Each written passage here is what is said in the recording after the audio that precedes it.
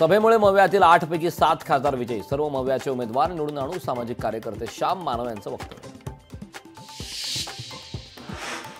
फलटणमध्ये राष्ट्रवादीला धक्का बसण्याची शक्यता, तक्रारीची दखल न घेतल्यास तुतारी हाती घेणार, रामराजे नाईक निंबाळकर यांचं सूचक वक्तव्य. कोल्हापूरमध्ये शरद पवारांचा भाजपला मोठा धक्का, समरजित घाडगेंचा 3 सप्टेंबरला राष्ट्रवादी शरद पवार पक्षामध्ये प्रवेश, भाजपच्या 18 माजी नगरसेवकही पक्ष प्रवेश करणार. पुण्यात काँग्रेसकडून 4 सप्टेंबरला बैठकीचे आयोजन, पश्चिम महाराष्ट्रातील सर्व काँग्रेसचे पदाधिकारी राहणार उपस्थित, नाना पटोले आणि रमेश चेन्नीथलांच्या उपस्थितीमध्ये होणार बैठक. शिवसेनेकडून गुहागर विधानसभा मतदारसंघात उमेदवारांची चाचपणी, कुणबी समाजाच्या 2 उमेदवारांची नावं चर्चेत.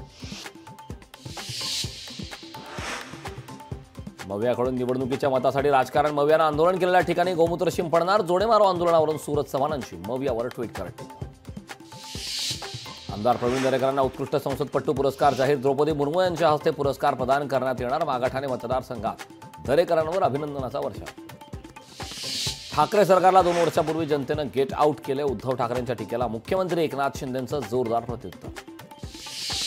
शिवद्रोही सरकारला गेट आउट ऑफ इंडिया म्हणा, मोदींनी मागितलेली माफी जनतेला मान्य नाही, जोडेमारो आंदोलनातून उद्धव ठाकरेंचा हल्ला.